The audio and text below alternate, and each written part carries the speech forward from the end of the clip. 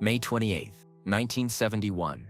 A small private plane vanishes into the mist-covered mountains of Virginia. Moments later, the crash claims the life of America's greatest war hero turned Hollywood star. His name, Audie Murphy, a man who conquered the battlefields of Europe, survived the horrors of World War II, and captured the hearts of millions at home. But what if his death wasn't the tragic accident we were always told it was? For over 50 years, we've believed the official story: bad weather, pilot error, poor visibility, just another unfortunate crash. But now, new documents and testimonies are surfacing, painted with shadows of secrecy. Could it be that the same nation he fought to protect silenced him for what he knew?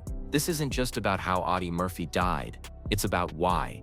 And if the evidence is true, the truth could expose one of the darkest betrayals in American military history. To understand the magnitude of this mystery, we need to journey back to where it all began. Hunt County, Texas, 1925. Audie Leon Murphy was born into poverty few can imagine, the seventh of 12 children, raised by struggling sharecroppers. His father walked out when Audie was still a boy. When his mother passed away, he was just 16, forced to care for his younger siblings alone. He hunted for food before most boys his age even knew hunger, picked cotton in the summer sun, and endured hardship that would have broken most men. But for Murphy, these early battles shaped the warrior he would become. When war tore through the world in 1941, the boy from Texas decided he wouldn't just sit out history, he'd fight it. He tried to join the Marines, the Navy, even the paratroopers. Every branch turned him down. Too small, they said. Too light. But Audie didn't quit. He forged his papers, lied about his age, and finally earned a place in the U.S. Army Infantry. What followed was nothing short of legend. Over the next 3 years, Murphy fought in 9 major campaigns across Europe. He killed or captured more than 240 enemy soldiers, was wounded 3 times, and rose from private to lieutenant on the battlefield. His courage was superhuman, earning every medal his country could offer, including the Medal of Honor. He once climbed onto a burning tank to man a machine gun alone, holding off an entire German company in France. Experts still debate how one man could have done what he did. Military historian Martin Dugard describes him as the embodiment of American grit, a man who refused to die even when death surrounded him. When the guns fell silent, Hollywood called. Murphy became a movie star, portraying himself in the film To Hell and Back, based on his own war experiences. But behind the fame, scars ran deep.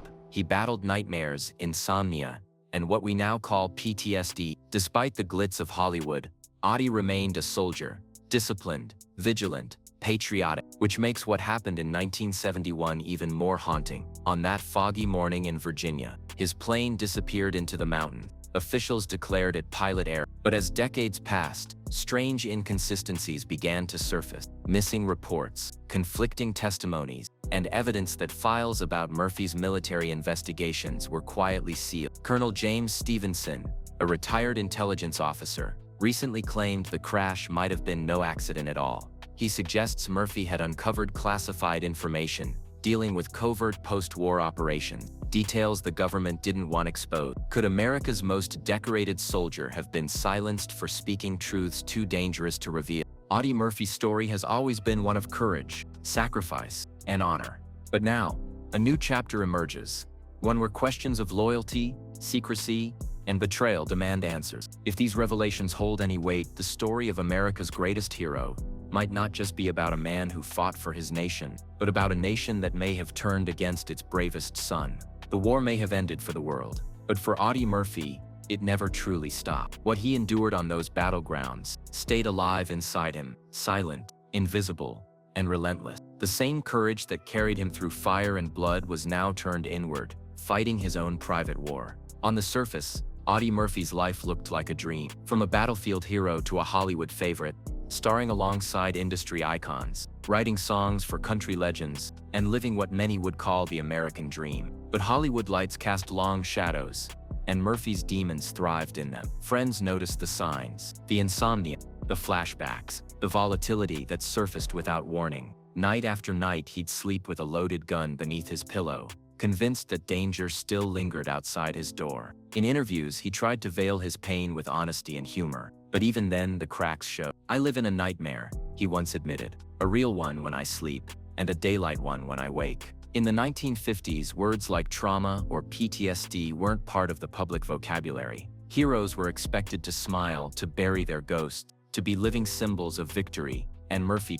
But behind closed doors, he fought the same battle so many veterans were silently losing. Despite his pain, Audie remained creative. He poured pieces of himself into country music, co-writing songs recorded by Dean Martin, Charlie Pride, and other stars. Music became therapy, but so did risk. He raced horses, gambled heavily, took dangerous business chances, and surrounded himself with people who didn't always have his best interests at heart. To the public, he was still the boyish war hero America adored.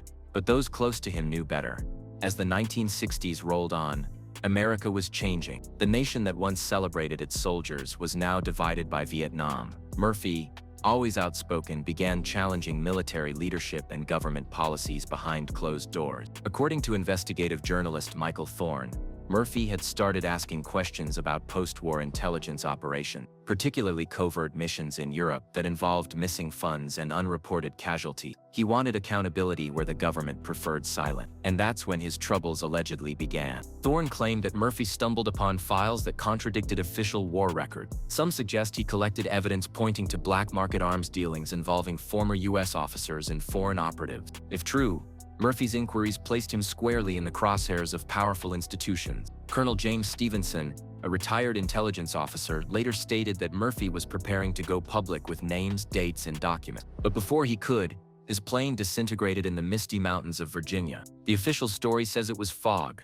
pilot error, bad weather, a tragic accident. But classified reports released years later contain gaps, missing radio logs, altered timestamps, and testimony from locals who heard explosions before the impact. Coincidence or cover-up? Some witnesses claimed Murphy had been warned to stop digging into government contracts just days before the flight. Others suggest mental distress made him reckless. The truth, as always, lies somewhere between light and shadow. Audie Murphy's story is more than the tale of a soldier or a star. It's the story of a man shaped by hardship, tested by war, and possibly betrayed by the country he swore to protect. Whether his death was the result of fate or foul play, one thing remains certain. Audie Murphy lived fearlessly, fought relentlessly, and spoke truth even when silence was safer. When Dr. Howard Klein examined archived photographs of the wreckage in 2019, what he found raised more questions than answers. He noted microscopic tearing on sections of the fuselage inconsistent with a simple impact. In his words, the textures suggest mid-air stress fractures, possibly the result of an onboard explosion or external force before the crash. That statement would reopen one of America's most controversial aviation mysteries. Back in 1971, the investigation wrapped up in just 30 days, remarkably fast even by the standards of the time. The official story, pilot error, but several technical inconsistencies were quietly filed away or ignored. For instance, the aircraft's emergency locator transmitter designed to send out distress signals after impact was missing. Its housing was found intact, but the transmitter itself had vanished. Locals reported hearing two distinct sounds, a muffled explosion followed by the crash. These accounts were never included in the final report.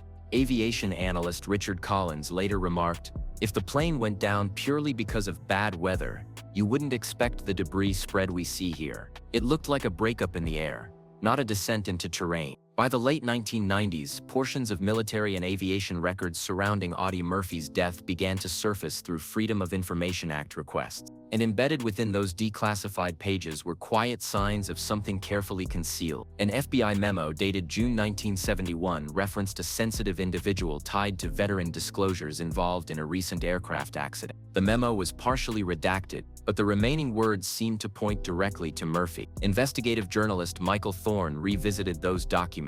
In the early he discovered that 2 weeks before the crash, Murphy had reportedly scheduled a meeting with congressional staff to present findings related to Veteran Medical Fund misallocations, documents that have never been located. Murphy's associate, retired Marine officer David Fenton, later claimed he'd warned Murphy not to travel that weekend, saying his research had drawn attention from the wrong people.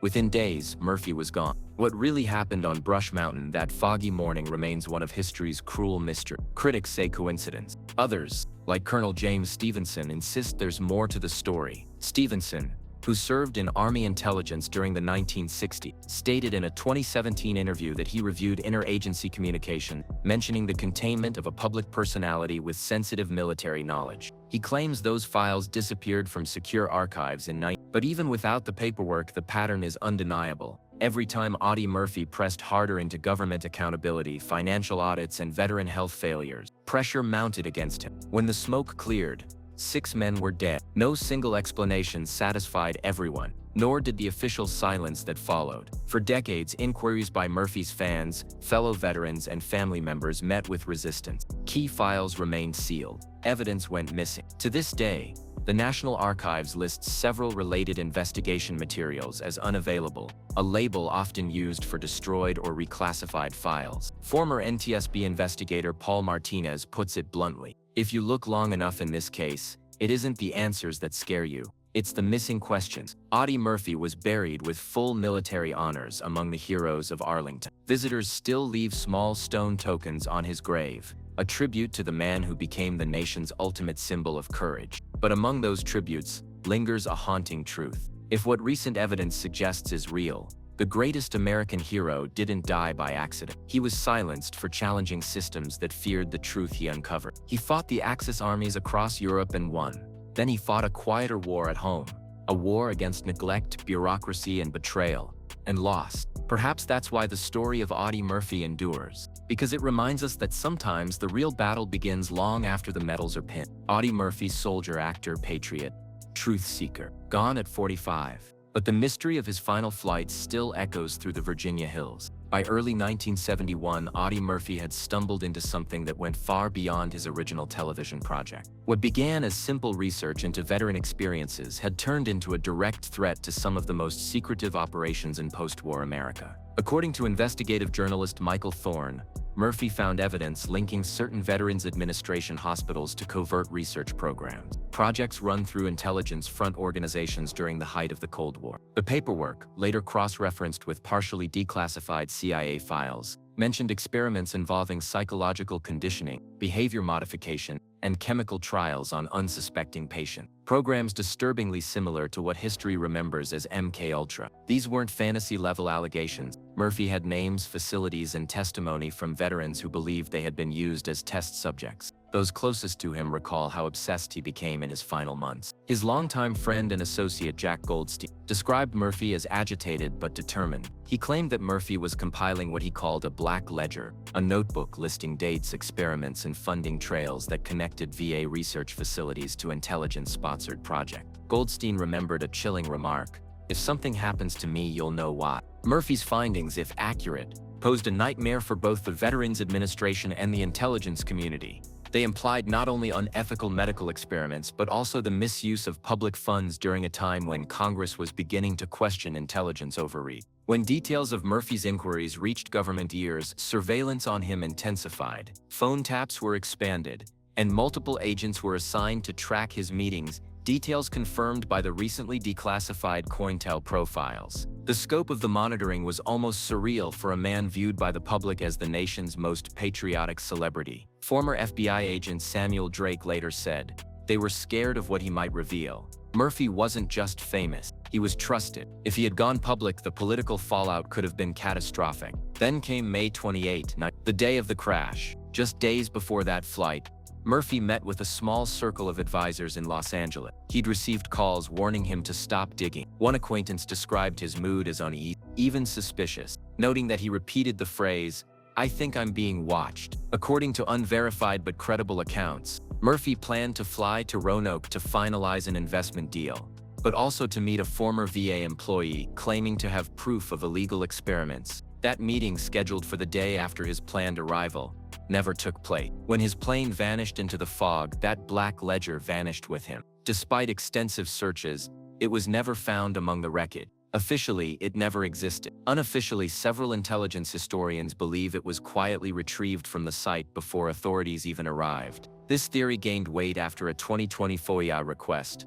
uncovered that federal agents were on the scene within 12 hours, before the NTSB team had even been notified. No explanation was ever given as to why. Dr. Eleanor Whitfield, an archival historian who has spent years studying intelligence archives, calls the case a textbook example of misplaced patriotism. Murphy represented everything America wanted to believe about itself: bravery, loyalty, honor. He became too powerful, too credible, when he started questioning the institutions he'd once served. Journalist Michael Thorne adds, "It's ironic. The very man who gave his youth, his sanity, and nearly his life for his country may have been silenced by it in the end." Half a century later, whispers of conspiracy still linger in the mist over Brush Mountain. The official narrative remains unchallenged, but the evidence layer by layer tells a story that refuses to die. In the silence of those Virginia woods, the question echoes still: was it really just fog and bad luck? Or did the hero who once faced an army alone uncover truths too dangerous to speak aloud?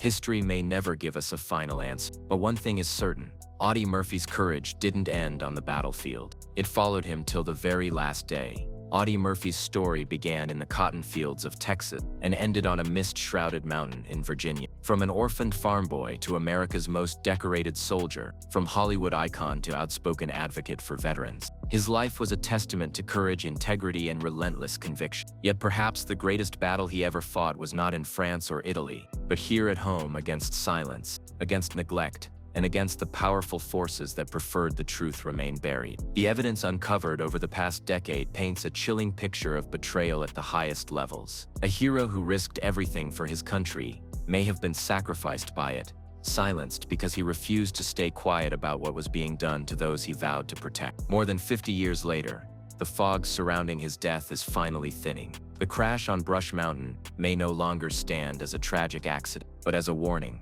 a reminder of what happens when power fears truth and honor becomes inconvenient. For Terry Murphy and the countless veterans who see in Audie's story their own struggle for recognition and justice, the mission continues. Truth is their battlefield now. Audie Murphy's courage did not end when the war stopped. It lived in every veteran he spoke for, every injustice he challenged, and in every truth that still fights to be heard. He stood for something larger than himself, a belief that loyalty to one's fellow soldiers and to the truth can never be compromised. And that belief, even if it cost him his life, endures. If history has taught us anything, it's that heroes never truly die. Their fight becomes ours. And Audie Murphy's fight for honesty, for justice, for the forgotten, still calls to us more than 50 years later. If you believe his story deserves to be told, if you believe the truth deserves to be heard, don't let it fade into silence. This isn't just history, it's a reminder. The truth always finds a way through the fog.